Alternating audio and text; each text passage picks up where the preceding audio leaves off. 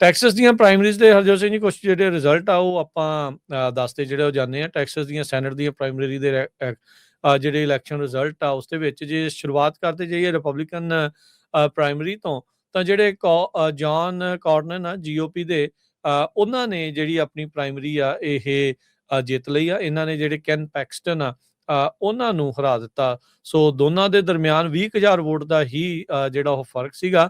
ਤੀਜੇ ਨੰਬਰ ਤੇ ਜਿਹੜੇ ਵੈਸਲੀ ਹੰਟ GOP ਵਾਲੇ ਰਹੇ, ਉਹ ਵੀ 13% ਵੋਟਾਂ ਜਿਹੜੀਆਂ ਉਹ ਲੈ ਗਏ। ਸੋ ਕਿਤੇ ਨਾ ਕਿਤੇ ਉਹਦਾ ਮੁੱਖ ਭੂਮਿਕਾ ਜਿਹੜੀ ਉਹ ਰਹਿ ਗਈ ਕਿਸ ਨੂੰ ਜਿਤਾਇਆ ਤੇ ਕਿਸ ਨੂੰ ਹਰਾਉਣ ਦੇ ਵਿੱਚ। ਜੌਨ ਕਾਰਨਨ ਕਹਿੰਦੇ ਵੀ ਇਹ ਹੁਣ ਰਨ ਆਫ ਇਲੈਕਸ਼ਨ ਦੇ ਵਿੱਚ ਚਲੇ ਗਏ। ਰੀਜ਼ਨ ਇਹ ਆ ਵੀ ਦੋਨਾਂ ਚੋਂ ਕਿਸੇ ਨੂੰ ਵੀ 50% ਜਾਂ ਉਸ ਤੋਂ ਵੱਧ ਵੋਟ ਜਿਹੜੀ ਆ ਉਹ ਨਹੀਂ ਮਿਲੀ ਸੀਗੀ। ਸੋ ਆਲਦੋ ਮੇਨ ਪ੍ਰਾਇਮਰੀ ਚ ਉਹਦੀ ਜਿਹੜੀ ਉਹ ਜਿੱਤ ਹੋਣ ਦੇ ਬਾਵਜੂਦ ਵੀ ਰਨ ਆਫ ਜਿਹੜੀ ਉਹ ਹੁਣ ਹੋਵੇਗੀ। ਡੈਮੋਕ੍ਰੇਟ ਪ੍ਰਾਇਮਰੀ ਦੇ ਵਿੱਚ ਜਿਹੜਾ ਜੇਮਸ ਟੈਲਰਿਕੋ ਜਿਹੜਾ ਇੱਕ ਐਜੂਕੇਟਰ ਆ 36 ਸਾਲਾਂ ਦਾ, ਉਸਨੇ 52.4% ਵੋਟਾਂ ਹਾਸਲ ਕਰਕੇ ਡੈਮੋਕ੍ਰੇਟ ਪਾਰਟੀ ਦੀ ਜਿਹੜੀ ਇਸ ਟਾਈਮ ਕਾਂਗਰਸ ਵੂਮਨ ਜੈਸਮੀਨ ਕ੍ਰੋਕਟ ਆ ਉਸ ਨੂੰ ਜਿਹੜਾ ਉਹ ਹਰਾ ਦਿੱਤਾ। ਇਸ ਨੂੰ 1.2 ਮਿਲੀਅਨ ਵੋਟਾਂ ਮਿਲੀਆਂ ਤੇ ਜੈਸਮਿਨ ਨੂੰ 1.06 ਮਿਲੀਅਨ ਵੋਟ ਜਿਹੜੀ ਉਹ ਮਿਲੀ ਆ।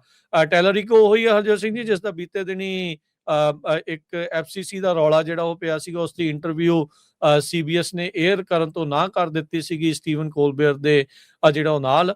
ਸੋ ਜਿਹੜਾ ਟੈਲਰਿਕੋ ਆ ਉਹ ਹੁਣ ਜਿਹੜੀਆਂ ਆਪਣਾ ਡੈਮੋਕ੍ਰੇਟ ਪਾਰਟੀ ਦਾ ਮੇਨ ਸੈਨੇਟ ਦੇ ਵਿੱਚ ਕੈਂਡੀਡੇਟ ਜਿਹੜਾ ਹੋਊਗਾ। ਇਹ ਹੁਣ ਜੌਨ ਕਾਰਨਨ ਜਾਂ ਕੈਨ ਪੈਕਸਟਨ ਇਹਨਾਂ ਚੋਂ ਕਿਹਦੇ ਉਲਟ ਜਿਹੜਾ ਉਹ ਰਨ ਕਰੂਗਾ, ਇਹ ਦੇਖਣ ਵਾਲੀ ਗੱਲ ਹੋਊਗੀ ਉਹਨਾਂ ਦੀ ਰਨ ਆਫ ਇਲੈਕਸ਼ਨ ਤੋਂ ਬਾਅਦ ਦੇ ਵਿੱਚ।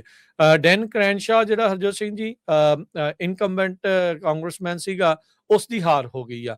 ਉਸ ਨੂੰ ਪ੍ਰਾਇਮਰੀ ਇੱਕ ਹਿਸਾਬ ਦੇ ਨਾਲ ਕਰ ਦਿੱਤਾ ਗਿਆ ਆ। ਸਟੀਵ ਟੌਥ ਰਿਪਬਲਿਕਨ ਪਾਰਟੀ ਦਾ ਹੀ ਆ, ਉਹਨੇ ਟੈਕਸਸ ਦੀ ਜਿਹੜੀ ਦੂਜੀ ਡਿਸਟ੍ਰਿਕਟ ਆ ਉਸ ਦੇ ਵਿੱਚ ਡੈਨ ਕ੍ਰੈਨਸ਼ਾ ਨੂੰ ਜਿਹੜਾ ਉਹ ਹਰਾ ਦਿੱਤਾ ਆ। ਇਹ ਕਿਤੇ ਨਾ ਕਿਤੇ ਇੱਕ ਵੱਡਾ ਅਪਸੈਟ ਦੇ ਤੌਰ ਦੇ ਉੱਤੇ ਦੇਖਿਆ ਜਿਹੜਾ ਉਹ ਜਾ ਰਿਹਾ ਹੈਗਾ ਆ। ਸੋ ਇਹਦੇ ਵਿੱਚ ਇੱਕ ਟੈਕਸਸ ਦੀ ਜਿਹੜੀ 15ਵੀਂ ਡਿਸਟ੍ਰਿਕਟ ਆ ਬੌਬੀ ਪੋਲੀਡੋ, ਉਹਨਾਂ ਨੇ ਡੈਮੋਕ੍ਰੇਟ ਨੋਮੀਨੇਸ਼ਨ ਜਿਹੜੀ ਉਹ ਜਿੱਤੀ ਆ ਤੇ ਰਿਪਬਲਿਕਨ ਪਾਰਟੀ ਦੀ ਮੋਨਿਕਾ ਡੇਲਾ ਕਰੂਜ਼ ਉਹਦੇ ਉਲਟ ਜਿਹੜੇ ਉਹ ਰਨ ਕਰੇਗਾ।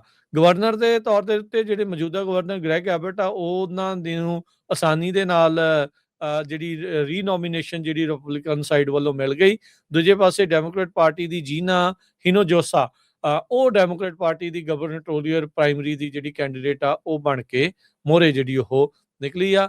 ਇਸੇ ਤਰੀਕੇ ਨਾਲ ਸੈਨੇਟ ਡਿਸਟ੍ਰਿਕਟ 3 ਟ੍ਰੈਂਟ ਐਸ਼ਬੀ ਉਹਨੇ ਰਿਪਬਲਿਕਨ ਨੋਮੀਨੇਸ਼ਨ ਉੱਥੇ ਜਿਹੜੀ ਉਹ ਜਿੱਤ ਲਈ ਹੈਗੀ ਆ। ਸੋ 3 ਨਵੰਬਰ ਨੂੰ ਜਨਰਲ ਇਲੈਕਸ਼ਨ ਹੋਣੀਆਂ ਆ ਤੇ 26 ਮਈ ਨੂੰ ਜਿਹੜੀਆਂ ਰਨ ਆਫ ਇਲੈਕਸ਼ਨਸ ਆ ਜਿਹੜੀਆਂ ਰਿਪਬਲਿਕਨ US ਸੈਨੇਟ ਤੇ ਲੈਜਿਸਲੇਟਿਵ ਰੇਸਿਸ ਦੀਆਂ, ਉਹ ਉਸ ਦਿਨ ਹੁਣ ਉੱਥੇ ਹੋਣਗੀਆਂ। ਜੀ ਬਿਲਕੁਲ।